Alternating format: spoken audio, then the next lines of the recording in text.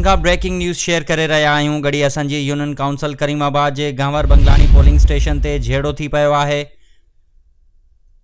जंहिं दौरान polling station मैदान जंग बणिजी वई आहे। इन सिलसिले में असीं हिकु भेरो ॿीहर राब्तो कयो आहे पंहिंजे रिपोर्टर अब्दुल गनी कोसो सां। जी अब्दुल गनी, करीमाबाद में कहिड़ी सूरत हाल आहे?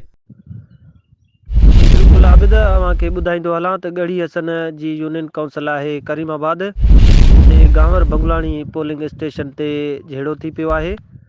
झेड़े दौरान पोलिंग स्टेशन मैदान जंग बणिजी वियो आहे। लठिन ऐं सिरोटनि जे आज़ादाणे इस्तेमाल सबबि JUI जे वाइस चेयरमैन जो उम्मीदवार कारी दिलबर अली कंडराणी समेत JUI जा 7 कारकुन ज़ख़्मी थी पिया आहिनि।